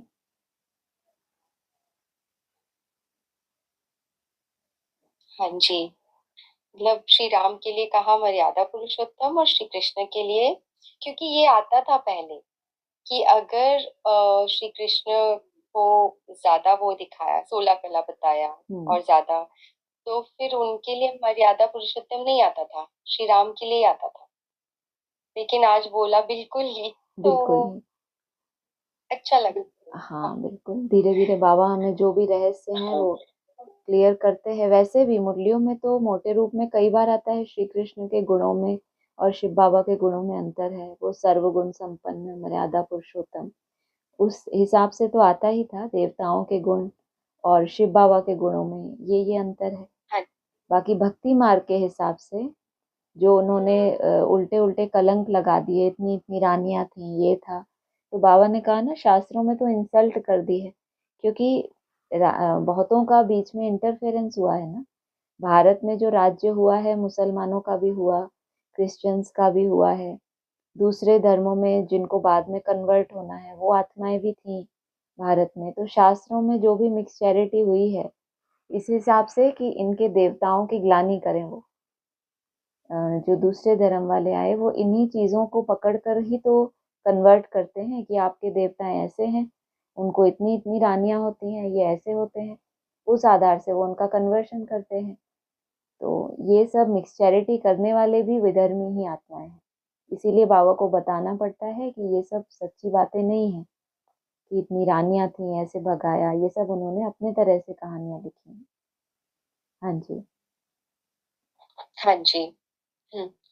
और आज ये भी आया कि बुद्ध क्राइस्ट आदि की जयंती है, वैसे निराकार शिव की भी जयंती है। तो हाँ। वह ऊंचते ऊंच हो गया, मतलब ये कितना क्लियर है एक्चुअली कि वो कोई है, उनकी जो एक आइडेंटिटी एंटिटी है अलग से। बिल्कुल। और जयंती तो तभी होती है जब जन्म होता है। तो बिल्कुल। ये चीज कितनी क्लियर है, सिर्फ प्रवेशता की तो बात ही नहीं है ना। धीरे धीरे जो है, यही महावाक्य तो वही है मुरली के। लेकिन वही है, जब आपको समझ उस तरह से मिल जाती है तो हर पॉइंट आपको फिर वहां पर फिट कर लेना होता है। मुरलियां, बाबा ने कहा ना, मुरलियों में जादू किस बात का जादू है? जब जो बात क्लियर करनी है बाप को तभी वो क्लियर होनी है, जबकि मुरली में तो वो सालों पहले से लिखी हुई है। लेकिन जब जैसा समय होता है, जब जिस मूर्ति का पार्ट होता है, उस समय जिस तरह से उसका विस्तार होना होता है, तब भी वो टैली होता है। मुरली कभी भी ये नहीं होता कि पहले सही नहीं थी अब जाके हमें सही पता चला। वो सदा ही सत्य है, क्योंकि सत्य बाप के द्वारा दी हुई है। लेकिन जब जिस पॉइंट की दरकार होती है, जितनी विस्तार की दरकार होती है, बाबा तब उतना देते हैं। हाँ जी। हाँ जी। और कैसे बुद्धि में फिर क्लैरिटी आती जाती है ना, बिल्कुल। वही पॉइंट हम पहले भी सुनते थे पर नहीं आता था, क्लिक ही नहीं होता था। क्योंकि अभी वो परिचय मिला ना, जब तक परिचय नहीं मिलेगा, जो है जैसा है, पॉइंट ऑफ लाइट है, तो कैसे समझेंगे जयंती। जबकि आप सोचो, जिनमें कहते हैं प्रवेश करके जयंती होती है, आज तक भी बीकेज मनाते हैं, इतने भी जयंती, इतने भी, तो भी जिसमें प्रवेश था वो भी कायम नहीं है अभी। तो भी कहते हैं उनका जन्म होता है, वो प्रवेश करके जन्म लेते हैं। सोचो, मतलब वो उस तरह से सोच ही नहीं पा रहे कि हम क्या कर रहे हैं। लेकिन वही है ना, हर एक आत्मा की अपनी एक लिमिट है, तो बुद्धि की भी अपनी अपनी कैपेसिटी है, उससे ऊपर का वो समझ ही नहीं सकते। हाँ जी। हाँ जी, बहुत ही अंधेरे में है। दया आती है आपको। सबका पार्ट है, हाँ। उनको पवित्र बनकर, पवित्र अगर बने हैं तो बाबा ने कह दिया पवित्र बने हो सो तो ठीक है, लेकिन अभी क्या करना पड़े। लास्ट जो है वो तो निरंतर योगी बनने के ऊपर ही है सारा मदार। ये तो पवित्रता आपने धारण की तो ठीक है, आपको उस आधार से क्या मिलेगा, पवित्र दुनिया मिल जाएगी। ब्रॉड ड्रामा भी जो आपका होगा, बहुत कोई दुख शांति नहीं होगी, लेकिन आप स्वराज्य अधिकारी बन जाएं, उस आधार से आप राजाई में आए, फिर से आपको मोक्ष या सूक्ष्म वतन मिले, ये कोई जरूरी नहीं है। हाँ जी। हाँ जी। और खुद को तो हम बहुत भाग्यशाली समझते ही हैं, लेकिन खुद पर भी रहम आता है, क्योंकि जितना समझ रहे हैं, मतलब हमको तो आ रही है ना समझ, फिर भी जिस तरह का पुरुषार्थ हम चाहते हैं, जब वो नहीं हो पाता, तो फिर क्या, फिर खुद पे रहम आता है। रहम, बाबा ने कहा है बेहद का रहम तो यही है कि जब ना भी हो तब भी जितना हो सके, कहीं ना कहीं से जो भी समय मिले, तब फिर बाबा ये कह देते हैं जितना समय मिले। वैसे तो कहते हैं निरंतर करो, लेकिन वो जो आपको चिंता लगी हुई है कर्म के बीच बीच में, तो वहां भी क्या करेंगे। जो आपको चिंता लगी हुई है तो वो आपको डिटैच करेगी। उस दिन भी ये बात हुई थी कि कर्मों का जो रिजल्ट निकल रही है, उसका प्रभाव जितना कम होता जा रहा है, उतना जैसे कि हम हमारा अंतर बाप से और हमारे बीच का अंतर भी कम हो रहा है। वरना हम प्रभाव में आके नहीं कर रहे, हमें एक ही चिंता है कि ये जल्दी से मुक्त हो इससे, और फिर हम अच्छे से अपनी प्रैक्टिस करें। और जितनी हो सकती है उतनी वहां भी प्रैक्टिस कर रहे हैं, इससे ज्यादा आप कुछ कर नहीं सकते। तो ये तो अपनी अपनी उमंग उत्साह की बात है। दुनिया में भी ऐसे बहुत होते हैं, हैंडीकैप्ड होते हैं, लेकिन उनकी ऊंचाइयां देखो, इतना महान कार्य कर लेते हैं। तो आत्मा की पावर की बात है। हमारे पास तो कोई भी ऐसा बड़ा विघ्न नहीं है। तो रहम करने के बजाय अपनी शक्ति को पहचानना चाहिए कि अगर हम शिव शक्ति कहलाते हैं, शास्त्रों में शक्ति क्यों बोल दिया, शिव के साथ शक्ति को क्यों जोड़ा, तो जरूर शक्ति प्रदान करता है, और उस शक्ति का यूज हो तब तो शक्ति कहलाए। कभी आपके सामने माया ही नहीं है, कुछ फेस करने को ही नहीं है, और आप शक्ति कहला दो, ऐसा कैसे होगा। सामने असुर है, उसका संहार किया, तब वो देवी शक्ति कहलाती है। किसी का संहार ही नहीं किया, अपने ही विघ्नों को नहीं हटा पाए, तो फिर हम शक्ति कैसे कहलाएंगे। तो अपना वो स्वमान याद रहेगा तो विघ्नों को हटाने की भी शक्ति रहेगी। हाँ जी। हाँ जी, सही बात है। और कई कई दिन तो बहुत अच्छे जब होते हैं तो बहुत अच्छा लगता है लेकिन जब ऐसा कुछ होता है तो थोड़ा सा डाउन लगता है, बट फिर उठ जाते हैं, हाँ, ऐसा नहीं है। बहुत अच्छा। हाँ जी। और अ, और एक कल की नहीं, परसों की मुरली में था कि नई दुनिया की स्थापना, पुरानी दुनिया का विनाश, फिर तुम पालना करेंगे। ये आपने हाँ, एक्सप्लेन किया था, बट फिर से समझना है। हाँ, तब ये समझा था कि दो बातें बता दी। वैसे तो बाबा कहते हैं ब्रह्मा द्वारा स्थापना करता हूँ, शंकर द्वारा विनाश, विष्णु द्वारा पालना मैं करता हूँ। उस दिन बोला पालना तुम करेंगे। तो ये राम बाप के लिए कह सकते हैं कि उन्होंने नई दुनिया की सौगात बच्चों को दी, ट्रांसफर किया, मन स्थापना की पहले मन बुद्धि में, और उसके बाद फिर वो बच्चे प्रैक्टिकल कर्तव्य करते हैं। उसके बाद उन्होंने जो विनाश का कर्तव्य उनको सौंपा गया था, ज्ञान का विस्तार करके डमरू के द्वारा वो विनाश का कर्तव्य भी किया। उसके बाद अव्यक्त होने का पार्ट आया, तो जैसे कि क्या सौंप दी जिम्मेदारी, अब जो पालना करनी है इस दुनिया की, नई दुनिया की, वो तुम करेंगे, वो बाप नहीं करेंगे। बाप अव्यक्त हो गए, तो तब ये समझा था कि राम बाप के लिए है ये, कि पालना तुमको करनी है। से तो शिव बाप भी कहते हैं मैं तो सतयुग में आता ही नहीं हूँ, तो उनके लिए भी है, और राम बाप के लिए भी कहेंगे। हाँ जी। अच्छा। हाँ जी। और फिर कल ये भी था ना, जगदम्बा का मंदिर बहुत छोटा, बहुत भीड़, और लक्ष्मी नारायण का मंदिर बहुत बड़ा। हम्म। तो जो ये दो कंट्रास्ट किया, लक्ष्मी और जगदम्बा, वो भी थोड़ा सा आप समझाइए ना। मंदिर उनका हमने समझा कि बहुत छोटा सा मंदिर है और भीड़ बहुत ज्यादा है, क्योंकि वहां सब मनोकामनाओं की पूर्ति हो रही है। लेकिन कोई बहुत बड़ा, हमने ऑरा समझा था कि जैसे किसी का ऑरा बहुत महान होता है, जो योगी होते हैं उनका पवित्रता का ऑरा कैसा होता है, जैसे लक्ष्मी नारायण के लिए बोला था कि बहुत धनवान है, मंदिर भी कितने बड़े बड़े हैं, धनवान है अविनाशी ज्ञान रत्नों के। जगदम्बा या फिर जो भी उनके फॉलोअर्स हैं, वो अविनाशी ज्ञान रत्नों का दान नहीं है, जो उनके पास प्योरिटी की पावर है उसको यूज कर रहे हैं, और जो भक्त हैं उनकी मनोकामनाओं की पूर्ति कर रहे हैं। उस हिसाब से मना मन बुद्धि में उतना विस्तार नहीं है, विराट रूप धारण नहीं किया है। विष्णु का तो विराट रूप दिखाते हैं ना, इसलिए लक्ष्मी नारायण का मंदिर इतना बड़ा दिखाया। इतना ब्रॉड रूप है कि उनके बीज में टिकने से ही सारी राजधानी को क्या मिल रहा है, उसका वाइब्रेशन मिल रहा है। लेकिन यहाँ पर विराट रूप नहीं है, वाइब्रेशन नहीं मिल रहा, तो जब वाइब्रेशन नहीं मिलता तो मूर्ति के सामने जाकर पुकारते हैं कि हमें ये दो ये दो। लेकिन उससे पहले जो लक्ष्मी नारायण का मंदिर है वहां पर उनका इतना विराट स्वरूप है कि भीड़ का कायदा नहीं है, क्योंकि वहां सब मनोकामनाएं पूरी नहीं होती, केवल अविनाशी धन मिलता है। तो अविनाशी धन तो ऐसा है कि बार बार मांगना नहीं पड़ता, एक बार आपकी मन बुद्धि में बैठ गया, फिर आप उस आधार से कमाई करते रहते हैं। आप खुद वैसे लक्ष्मी नारायण जैसे बनने का पुरुषार्थ करते हैं। हाँ जी, हुआ क्लियर? हाँ, थोड़ा थोड़ा। थोड़ा थोड़ा, अच्छा। हाँ। और कहाँ डाउट रह गया?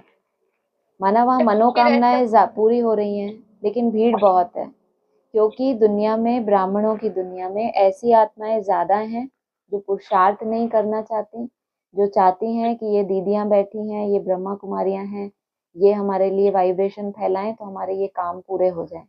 ऐसी आत्माओं की संख्या ज्यादा है ना ब्राह्मणों की दुनिया में।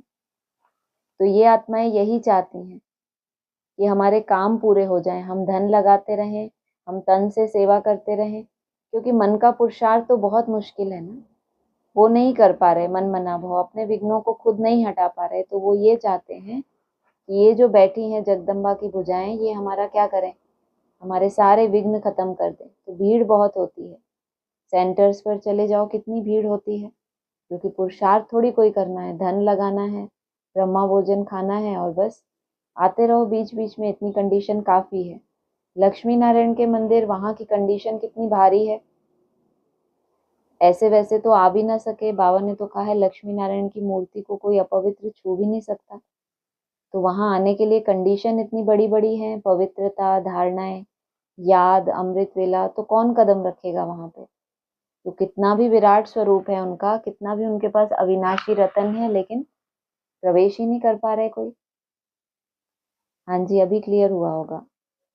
हाँ, एकदम एकदम। जब तक दीदियों का नाम नहीं लो तो क्लियर नहीं हुआ था। नहीं, जरा ऐसे एग्जाम्पल से जरा अच्छे से हाँ, समझ में हमने सोचा आता है। युक्तियों से बोले, किसी को बुरा भी ना लगे, लेकिन आपने कहा नहीं ऐसे नहीं, ऐसे तो ठीक है। ठीक से बताओ, हाँ, क्लियर। बिल्कुल। अच्छा, और कल बाबा ने ये भी कहा था कि शिव बाबा नहीं कह सकते, इसलिए बाप दादा कह देते हैं। वो वाला भी था ना कल। और बाप दादा बहुत ऐसे हैं, मतलब बहुत सारे हैं बाप दादा वाला हाँ, कॉम्बिनेशन। कब मिले आप इतने सारे बाप दादा से? हम तो एक से मिलने के लिए भी सोच रहे हैं कब मिलेंगे। हाँ, परिभाषा चेंज होती गई समय अनुसार, लेकिन बाप है और जिनमें प्रवेश करते हैं वो दादा है। वो दादे की बात अलग है। वो दादे खुद को कहते हैं कि शिव बाबा तो है आत्माओं का बाप, लेकिन जब ब्रह्मा तन में प्रवेश करके तुम बच्चों को अडॉप्ट करते हैं तो ब्रह्मा हो गया उनका बच्चा और तुम हो गए दादे के पोत्रे पोत्रियां। उस हिसाब से वो तुम आत्माओं का दादा हो गया, क्योंकि तुमको थ्रू अडॉप्ट किया और थ्रू वर्षा देते हैं। बाकी तो शिव बाबा है सब आत्माओं का बाप, तो इस हिसाब से वो बाप है। हाँ जी, इसमें क्या समझना है? नहीं, इसमें नहीं समझना। एक एक क्वेश्चन आया था कि जैसे ब्रह्मा बाबा मतलब वो अव्यक्त वाणी जो चली थी उसमें गुलजार दादी के तन में, अब तो हम समझते हैं कि अव्यक्त आत्मा ने पार्ट प्ले किया, हाँ है जी। ना? हाँ जी।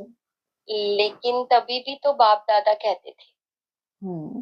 बाप दादा, बाबा मिलन और बाप दादा, तो वो एक ही तो आत्मा थी ना जिन्होंने प्रवेश किया, तो फिर तब बाप दादा। वरना या वही हमने कहा ना, समय अनुसार ये परिभाषाएं चेंज होती हैं, लेकिन एक्चुअल में एक बाप है एक दादा है, जिस दादा अर्थात बड़ा भाई भी होता है। बाप दादे अलग होता है। अब अव्यक्त ज्योतिर्लिंगम जो है वो खुद दादे है और उनकी भी लंबी चौड़ी सेना है, तो उनमें भी तो कैटेगरीज होती होंगी। ये तो ब्रह्मा विष्णु शंकर, ये तो केवल संगम की बात हो गई। ये अव्यक्त आत्माएं तो सदा ही हैं। इसीलिए उन्होंने बोला कि लंबे समय आवाज से परे रहे हैं ना, तो आवाज में आना मुश्किल हो जाता है। यहाँ सालों साल भी अगर मौन रहे तो भी आवाज में आना इतना मुश्किल नहीं होता जितना गोसे से उनकी आवाज निकलती थी तकलीफ से। तो कितना समय उन आत्माओं का यही पार्ट है कि उनको अव्यक्त होकर रहना है। तो उनमें भी कोई विशेष पावरफुल आत्माएं हैं तो दादा कह दिया, मना उनमें भी बड़ा है ये। मना बाप शिव तो है ही। ऐसा नहीं कि शिव के सहमति के बिना वो कोई वाणी अपने ही तरफ से कोई अव्यक्त आत्मा चला रही है, ऐसा नहीं है। उसमें बाप का भी रोल है। और दादा माना जो भी अव्यक्त आत्माएं हैं वो विशेष आत्मा है, उनके बीच में जो भी अव्यक्त आत्माएं हैं। हाँ जी। हाँ जी, हाँ जी, मतलब वो बिना बाप की याद के, बिना शिव के तो वाणी चल ही नहीं सकती। हाँ। और अव्यक्त आत्माओं में जो सबसे बड़े, इसलिए दादा कहते हैं। बिल्कुल। ओके। हाँ जी, जी। आया, समझ आया। ठीक। ठीक है। हाँ जी, और ओके। किसी को बोलना है? हाँ जी, ओम शांति। ओम शांति। हाँ जी, बोलिए। हाँ, एक मिनट में।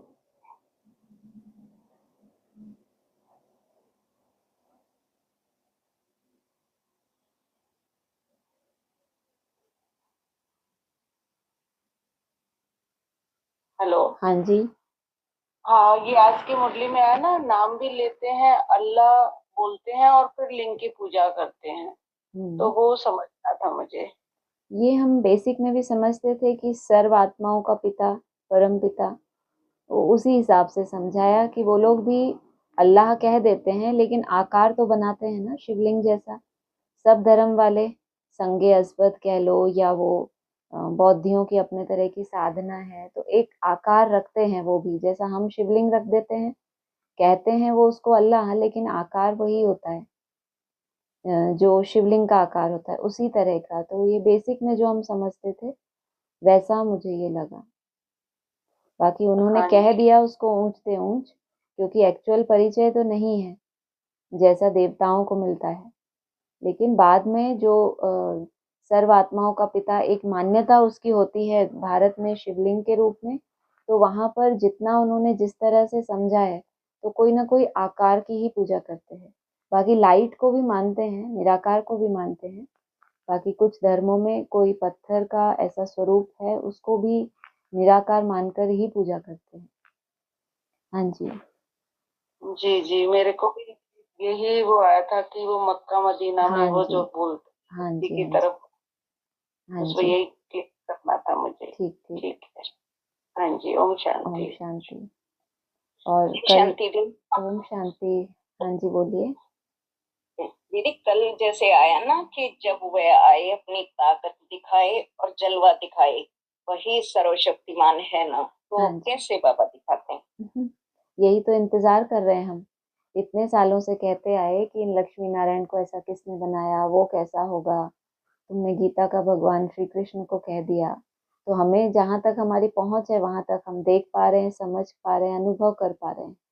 आप जो हो, आपने ऐसा जिनको बनाया, तो आप कैसे हो, तो अपनी ताकत दिखाओ, है ना। हम आपको इतना याद करते हैं, तो हमारे ऊपर प्रयोग करो कुछ, हमारे लिए जो असंभव हो वो संभव हो जाए। हम दुनिया में तो कोई जलवा नहीं देखना चाहते कि दुनिया में ऐसे चारों तरफ कोई प्रत्यक्षता हो जाए या ऐसा कोई धूम मच जाए, ये हम कल्पनाएं तो करते ही नहीं। हम अपने ही यात्रा में देखना चाहते हैं कि ईश्वर की ताकत से मैं पहले कहाँ था, अब कहाँ पहुंच गया। तो असंभव हमारे लिए संभव हो जाए, जो हमारे लिए असंभव है वर्तमान में, तो आने वाले समय में धीरे धीरे जैसे जैसे वो अंतर समाप्त होता जाएगा, हम अपनी अवस्था से ही महसूस करेंगे कि जैसे बाप ने जलवा दिखा दिया। इसलिए कहा, वो गीत आता है, तेरा जलवा जिसने देखा वो तेरा हो गया। और ये देखते ही देखते सवेरा हो गया, वरना थे अंधकार में, थे रात के राही, लेकिन उसने ऐसा जलवा दिखाया कि उनको महसूस ही नहीं हुआ कि हम रात में यात्रा कर रहे हैं। वायुमंडल का इतना सहयोग मिला, संगठन का इतना सहयोग मिला। अभी के समय जो चल रहा है, बाबा ने पहले भी कहा था कि लास्ट समय में संगठन की शक्ति बहुत बड़ा ताकत दिखाएगी।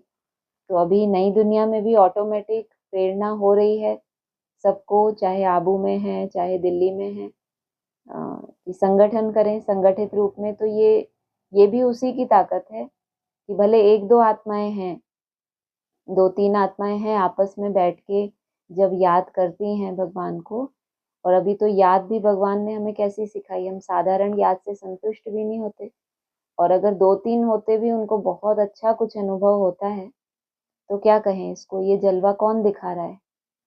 कल पहला ही दिन था, संगठन शुरू किया आबू में, माताओं ने, 3 ही माताएं थी, लेकिन जब उनसे पूछा कि आपका अनुभव कैसा था, तो उनका कहना था जबरदस्त अनुभव हुआ। माना यहाँ अंदर हम बैठे हैं समर्पित होकर, तो उसमें इतना अच्छा किसी का चार्ट नहीं हुआ हो जितना उनका वो 2-3 घंटे के संगठन में इतनी बैटरी बाप ने चार्ज की। तो मानेंगे ना कि ये कौन दिखा रहा है ताकत, कौन दिखा रहा है जलवा। तो संगठन को महत्व देना, इसमें बहुत बड़ी ताकत है। अगर जैसी आपकी स्मृति है वैसा ही आपको वाइब्रेशन मिलेगा। अगर आपकी समझ में ही ऐसा है कि जाते ही तो हैं, सालों से ही तो जा रहे हैं, क्या हमें मिला, तो आपकी अनुभूति अलग होगी। जो महत्व देते हैं कि मुझे अनुभव, याद तो हम यहाँ भी कर रहे हैं, लेकिन दो आत्माएं भी संगठित होकर बैठती हैं। तो अव्यक्त वाणी में बोला, एक एक आत्मा भगवान से कनेक्शन जोड़ेगी तो वो धागा माया तोड़ देगी। जब कई आत्माओं का धागा एक साथ जुड़ेगा तो क्या होगा, वो धागा इतना मजबूत होगा कि माया उसको तोड़ नहीं सकेगी। ये तो अपनी अपनी अनुभूति है, जब संगठन में याद करेंगे तो महसूस होगा। तो कल बहुत अच्छा संगठन का रिकॉर्ड रहा, चाहे बहादुरगढ़ में भी लास्ट संडे संगठन किया था।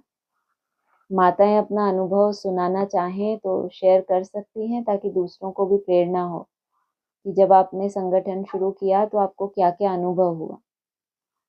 हाँ जी, बोलिए। माता, पहले माता जी को पूरा करने दीजिए, 1 मिनट। राजेश माता जी। हाँ, कल ये भी आया ना कि पद संगम पर ही पाते। बिल्कुल, ये क्यों?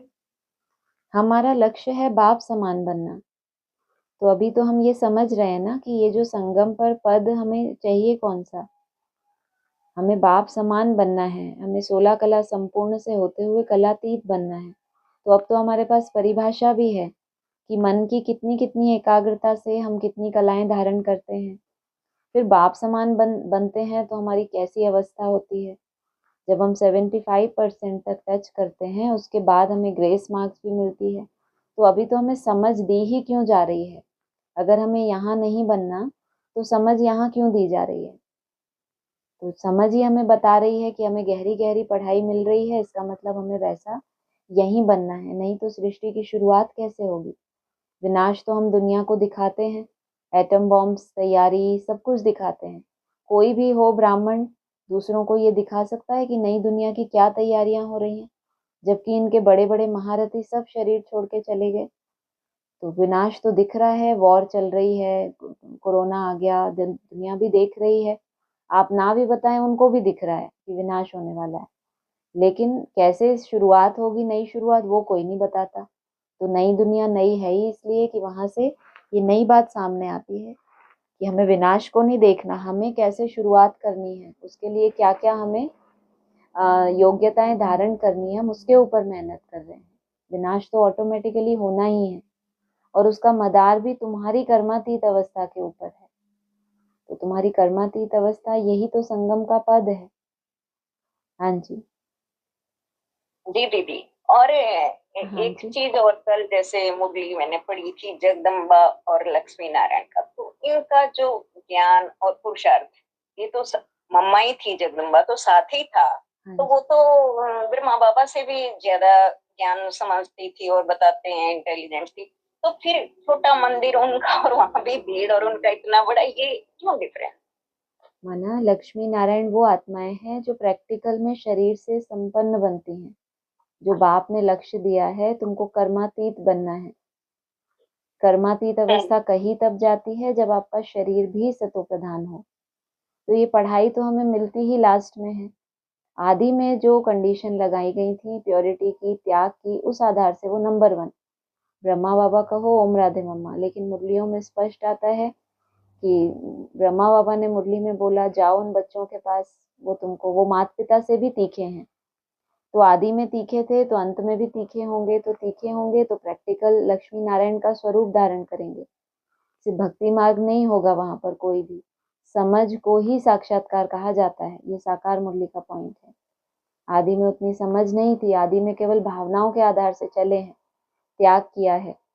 लेकिन एकाग्रता का पुरुषार्थ, एकाग्रता का अभ्यास और उसको पराकाष्ठा में लेकर जाना, ऐसे कोई बड़े लक्ष्य नहीं थे वहां पर। तो ओम राधे मम्मा की आत्मा कहो, भले वो नया जन्म भी लेकर आएंगी तो भी उनको, ये तो कंपटीशन है। अगर वो आत्मा जन्म लेकर भी आई हुई हैं तो भी उनको एकाग्रता की पराकाष्ठा में जाकर 16 घंटे की एकाग्रता तो 16 कला संपूर्ण, ये प्रैक्टिकल करके दिखाना पड़े। सिर्फ साक्षात्कार से आदि में मान्यता मिल गई लेकिन अंत में ऐसा नहीं होगा। बाबा ने कहा है, बाबा भी बोर्ड पर लिखकर नहीं बताएंगे। हर एक आत्मा अपने पुरुषार्थ से, अपनी एकाग्रता से, अपनी स्वयं स्थिति से अपने को प्रत्यक्ष करेगी, बोल से नहीं। तो अभी कंडीशन बदल गई, पढ़ाई बदल गई, एक्टर्स भी जो पहले एक्टर्स थे अभी नया जन्म लेकर आए हैं। तो अभी तो रेस चल रही है। हाँ जी, क्लियर हुआ इसमें? हाँ जी दीदी, हाँ ठीक है। ठीक है। क्योंकि मैया कहती है ना कि मैं बिल्कुल मम्मा की आत्मा बिल्कुल, ने इसीलिए जन्म मैंने लिया बोला है। कि अगर वो जन्म लेकर आई हैं और बहुत पब्लिक तो बहुत इकट्ठी हो गई, दिख रहा है जगत अम्बा के मंदिर हाँ, में भीड़ तो बहुत दिख रही है, लेकिन हाँ मंदिर इसका छोटा मुझे है। यही लगा कि जैसे भीड़ बहुत है तो भीड़ वहां हाँ, होती तो जा रही है। भक्ति, हाँ इसीलिए तो मैंने एग्जांपल दिया कि वहाँ छोटा मंदिर है, स्टेजेस बहुत ब्रॉड नहीं है। जैसे विराट रूप दिखा दिया तो वैसी स्टेजेस नहीं है, लेकिन कामनाएं पूरी हो रही हैं साक्षात्कार के आधार से। जो सोल का कर्तव्य चल रहा है, तो लोगों को आंख बंद करके बस कुछ मिल जाए, हर एक आत्मा यही चाहती है, करने के लिए कोई नहीं चाहता। पाना जहाँ होता है वहां सबकी भीड़ लगती है। तो भले मंदिर छोटा है लेकिन भीड़ लग रही है, तो ये तो कंपटीशन है, चल रहा है अभी, देखें कहाँ तक पहुंचते हैं। वो तो बिल्कुल ठीक है दीदी कि करना नहीं चाहते, बस कुछ मिल मिल जाए जाए, कहीं से भी, ये उस तो हर भीड़ में एक जाना आत्मा की चाहते। यही पुकार है ना। हम भी कर रहे हैं, ठीक है, हमको ऐसा माहौल मिल गया, ऐसा संगठन हमें मिला। वैसे तो हम भी क्या चाहते थे कि बस ऐसा कुछ हो जाए। अभी भी लोग भगवान क्यों ढूंढते हैं नए नए, कि अब कोई नया भगवान मिल जाए, दृष्टि से बस हमारा परिवर्तन हो जाए। लास्ट में बाबा ने कहा है ना, ऐसी दृष्टि देंगे। अरे वो दृष्टि देंगे भी किसको? उस योग्य बनने के लिए भी तो कैसा पुरुषार्थ करना पड़ता है।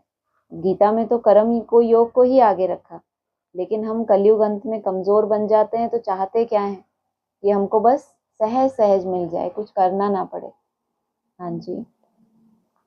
ठीक है दीदी, यही है बिल्कुल। मैं देखती हूँ ये सब चीज जो आप जी। बोल रहे हो, जी। बिल्कुल एकदम ठीक है।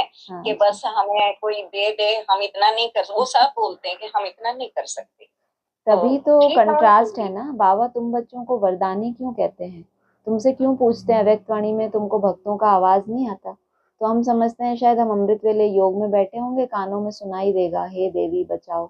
ये नहीं है, ये जो आपके कनेक्शन में आ रहे हैं स्वीकार कर रहे हैं कि आप इतना श्रेष्ठ कर रहे हो, हम तो नहीं कर सकते, हमें भी थोड़ा वाइब्रेशन दो। यही तो पुकार है उनकी। जो कर पा दीदी रहे बिल्कुल, हैं, जो नहीं कर पा वो रहे वो बोलते उनके हैं, सामने, हाँ, तो यही तो वो पुकार बोलते है। हैं मुझे कि आप कर लो हमारे लिए, हमें भी दे देना। तो आपको जब बाबा पूछे व्यक्तवाणी में आवाज नहीं आता तो आप कहना आता है ना, सामने से बोलते हैं आवाज कैसे नहीं आएगा। तो सोचो संगम पे ही पद पा रहे हो या आपको अगले जन्म में पाना है। हाँ, ये तो राइट ठीक है। है। ठीक है दीदी, हाँ ओम जी, ओम शांति। शांति। हाँ जी, सुनाइए अनुभव वाली माताएं, अभी आप लोग बोल सकते हैं। ओम शांति बोलिए।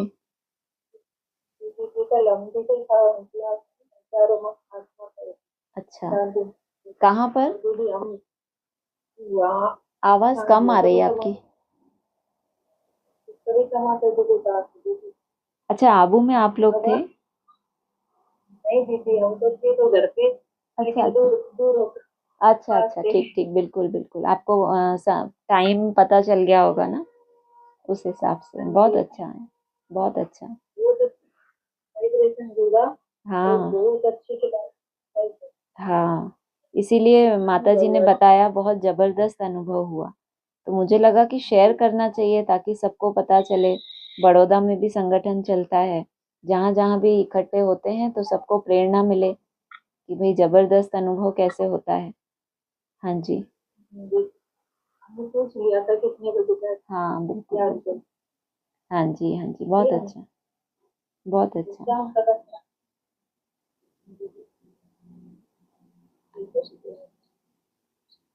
आपकी आवाज नहीं आ रही,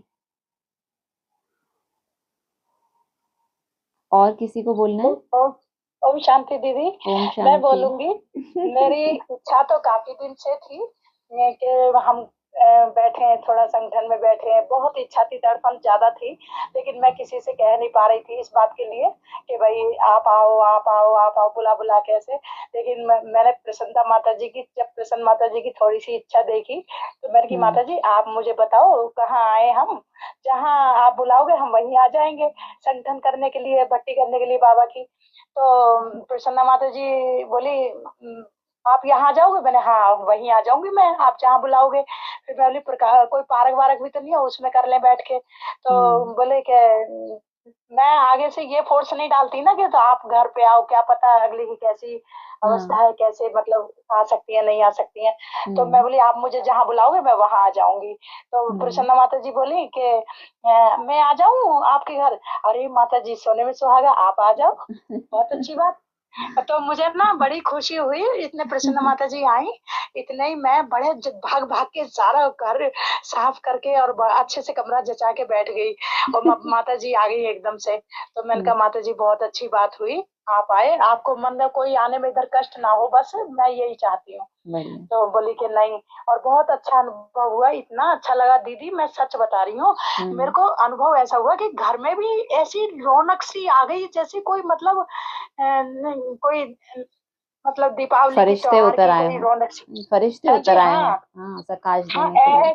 ऐसा ही लग रहा मुझे कि भाई घर में भी एकदम चमक सी रौनक सी अलग ही दिखाई दे रही थी मतलब। और दिन इतना नहीं लगता था, अब हम कुछ अच्छा सा। और उस कल तो बड़ा ही अच्छा लगा, बहुत ही मन को मोहक हुआ।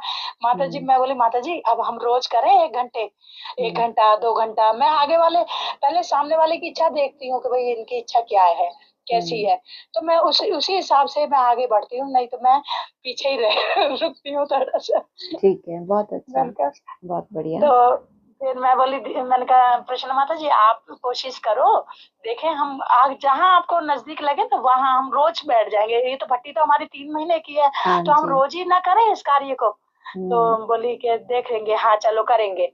मैं बोली फिर देखो अब आज से हमारा क्या प्लानिंग बनेगी, हाँ क्या जी, टाइम बनेगा। हाँ जी, हाँ जी, तो हम रोज ही टाइम देंगे 2 घंटे, हमें अपने बाप को सहयोग देना है, अपने बाप के लिए हाँ जी, थोड़ा सा कार्य करना है। हाँ जी, हाँ जी, बिल्कुल बिल्कुल, बहुत बड़ा सहयोग है। हाँ, हाँ जी, तो यही है दीदी बस। और प्रसन्न बहुत माता जी तो अच्छा, बहुत खुश हुई। बहुत खुश हूँ। थोड़ा सा बोलेंगी, प्रसन्न माता जी भी बोलेंगी कुछ। हाँ बोलिए।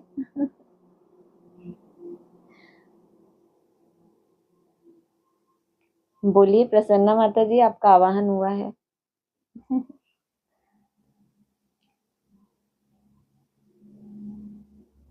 चलिए, और किसी को बोलना है? हाँ बहन जी, मुझे भी बोलना है। हाँ मैं बोलिए। यही सोच रही थी कि ओम शांति। ओम शांति। बाबा बार बार संगठन पर जोर दे रहे थे, तो मैं बाबा से यही कह रही थी, बाबा मैं क्या करूं, और संगठन तो मुझे करना ही है। और बस थोड़ी देर बाद पता चला कि मतलब ऐसा महसूस हुआ कि चलो बाबा ने कहा है 2 बैठते हैं तो ही संगठन हो हाँ। जाएगा।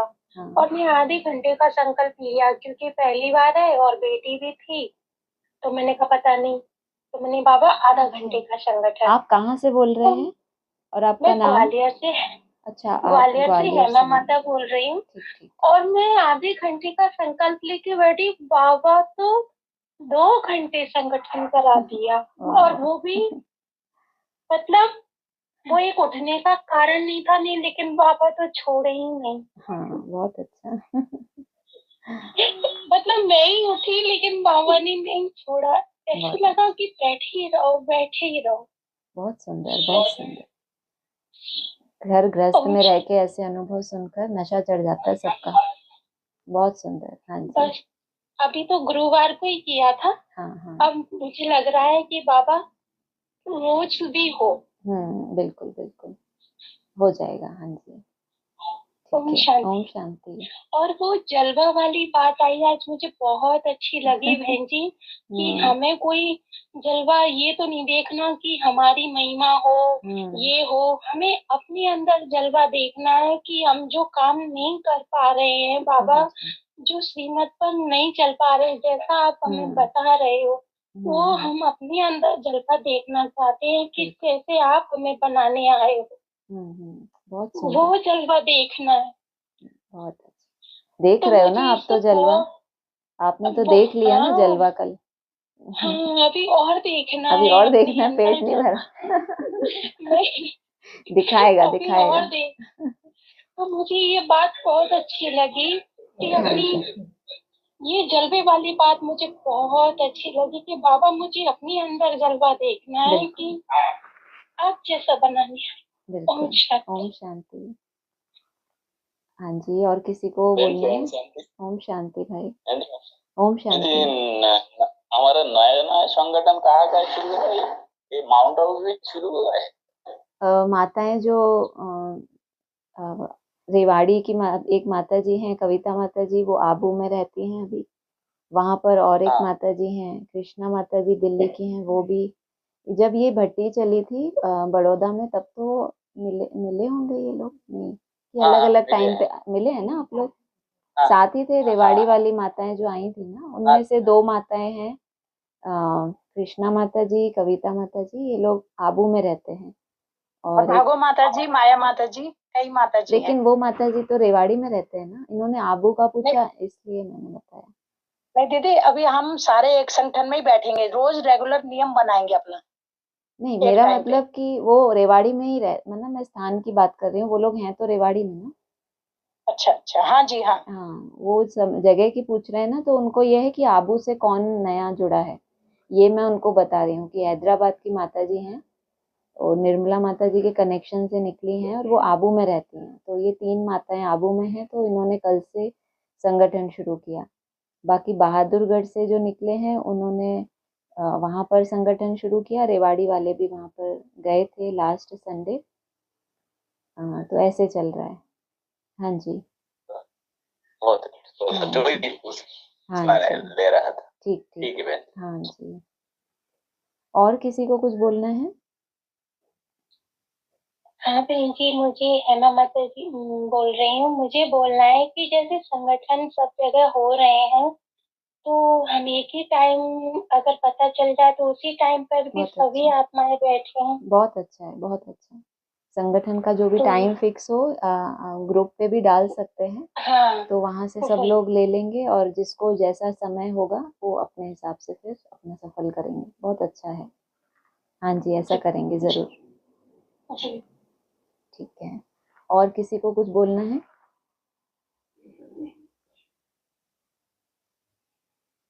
चलिए, ठीक है। ओम शांति।